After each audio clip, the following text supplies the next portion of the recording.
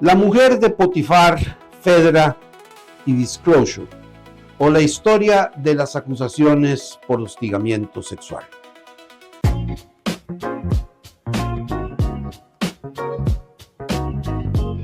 Contra lo que solemos pensar, lo del hostigamiento sexual es cosa antigua, y a juzgar por los relatos bíblicos o literarios, el Génesis 39, Hipólito de Eurípides, etc., los primeros hostigadores no fuimos los hombres.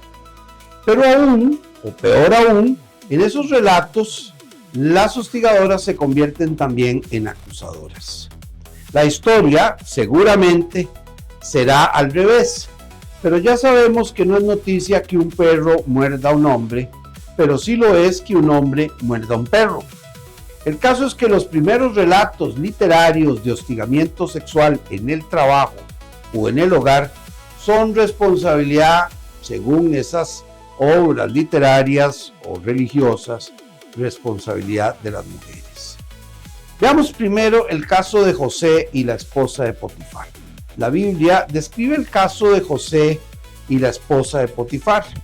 Los hermanos de José estaban tan celosos y enojados con él que decidieron matarle. No obstante, al último momento cambiaron de idea y lo vendieron como esclavo por 20 piezas de plata. José fue llevado a Egipto y llegó a ser esclavo de un hombre rico que se llamaba Potifar o Putifar. Pronto, su amo lo hizo mayordomo de su casa. Con todo, la esposa de Potifar amaba a José y trató de seducirle. Día tras día puso sus ojos en José y le decía: duerme conmigo. Por fin ella lo asió por la ropa y dijo otra vez: duerme conmigo. No obstante, José no aceptó y salió de la casa dejando su ropa en las manos de ellas. La esposa de Potifar estaba tan despechada que acusó a José de tratar de violarla. Ella presentó a su esposo la ropa de José como constancia de su crimen, aunque José no había hecho nada malo.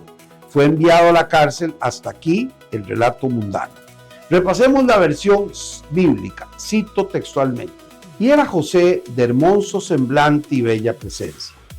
Aconteció después de esto que la mujer de su amo puso sus ojos en José y dijo: duerme conmigo. Y él no quiso.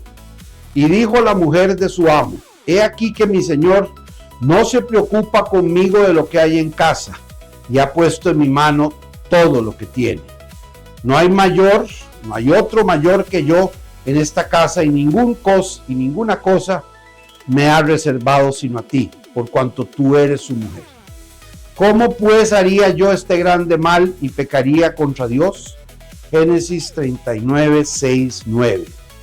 Sigo la cita. Aconteció que entró él un día en casa para hacer su oficio, y no había nadie de los de la casa allí. Y ella lo asió por su ropa, diciendo: duerme conmigo. Entonces él dejó su ropa en las manos de ella y huyó y salió. Cuando vio ella que le había dejado su ropa en sus manos y había huido fuera, llamó a los de la casa y les habló diciendo: Mir nos ha traído un hebreo para que hiciese burla de nosotros. Vino él para dormir conmigo, y yo di grandes voces, y viendo que yo alzaba la voz y gritaba, dejé junto a mí su ropa y huyó y salió.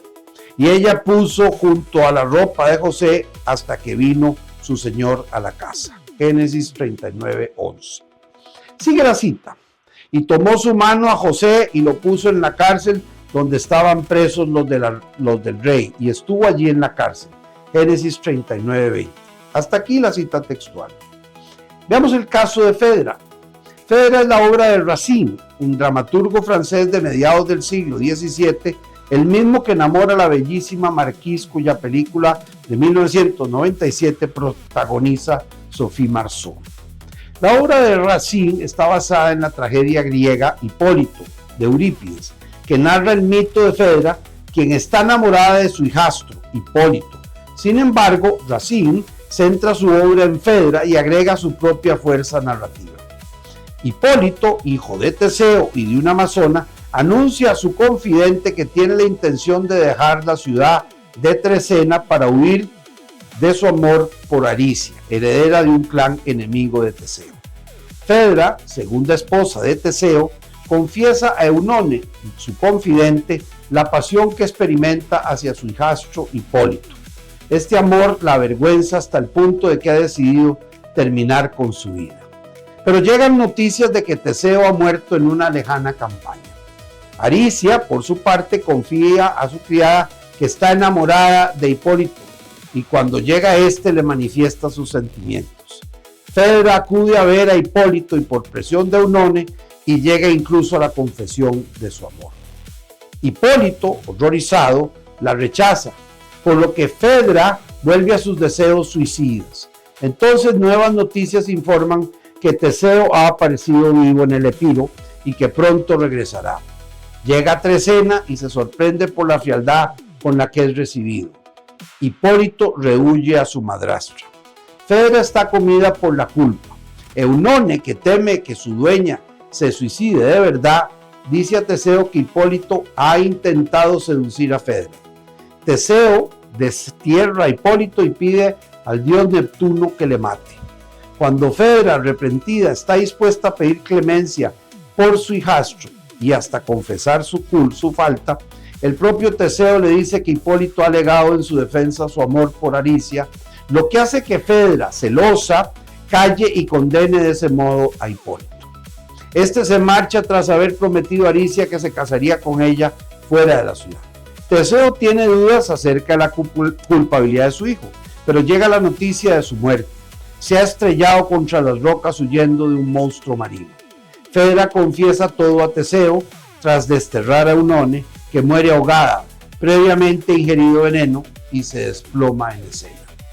Teseo, para vengar a su hijo, decide adoptar a Aricia y colorín colorado, este cuento se ha acabado. Fedra es, pues, la protagonista de la obra. Está enferma de amor y es incapaz de resistir a la concupiscencia y a los remordimientos. Se nos aparece desgarrada por la vergüenza y hasta nos provoca compasión y respeto. En verdad, no es justo despreciarla. Ella misma se desprecia. La penitencia está en el pecado. Celosa de Aricia, la idea misma de la pareja feliz es lo que la horroriza. Hipólito, en cambio, se nos aparece como un ser puro, injustamente castigado por rechazar el amor incestuoso de su madrastra. Se comporta heroicamente al no revelar la vergonzosa confesión de Fedra, por amor y respeto filial hacia su padre. Teseo, quien es un personaje secundario en la obra de Racine. Por supuesto, siempre hay una amiga confidente e instigadora, Eunone. Más recientemente, en 1994, en la película Disclosure, Acoso en la versión española, Michael Douglas denuncia a Demi Moore por hostigamiento sexual en el lugar de trabajo. Los machistas y las feministas, aunque por motivos diferentes, contradicen su denuncia, sin siquiera conocer los hechos, con el argumento prejuiciado de que las mujeres no acosan a los hombres, sino los hombres a las mujeres, como es en la mayoría de los casos. El argumento de su abogada, de la abogada que escoge para defender el caso, parece más certero. El hostigamiento es una cuestión de poder. Quien lo tiene, se dice, puede querer abusar de él y como los hombres históricamente hemos gozado de mayor poder, hemos tenido más ocasiones de abusar de él. Fedra, la mujer de Potifar y Demi Moore parecen pues excepción a la regla. Por ahora.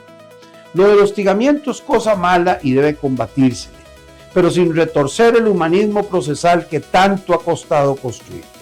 La búsqueda de un objetivo apreciado, combatir el hostigamiento, la corrupción y el abuso de poder, no debe alcanzarse a costa del debido proceso, de la presunción de inocencia y de la exigencia procesal de que quien acusa debe probar su dicho. No debe revertirse la carga de la prueba, dirían los abogados, porque siempre es imposible probar un hecho negativo. Hipólito, José, Demi Moore, Simón de Beauvoir o el ganadero, en el caso de la ínsula de Barataria del Quijote, por ejemplo, no podrían haber probado que no fueron hostigadores o corruptores.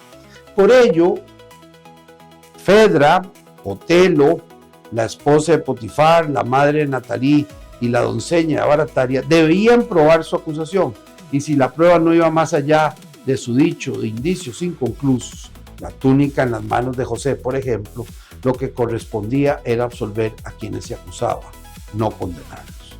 Es verdad que un conjunto de indicios concordantes prueban un hecho, pero siempre y cuando sean varios y sean concordantes con lo que se afirma. Si cumplidos los recaudos de un sistema jurídico humanitario queda probado el hostigamiento, la corrupción, deberá aplicarse una sanción proporcionada al acusado. Las acciones de Fedro o de Fedra para el caso deben detenerse y sancionarse lícitamente, sin olvidar que el objetivo de los sistemas legales no es tanto condenar como evitar los hechos prohibidos. La sanción solo es un instrumento para alcanzar ese objetivo. Un instrumento necesario, pero un instrumento al fin. ¿Qué nos queda? Cumplir los recaudos del debido proceso sin favorecer a ninguna de las partes, atenerse a los hechos y a las pruebas sin revertir su carga y sentenciar conforme al derecho, no conforme a nuestros valores o prejuicios.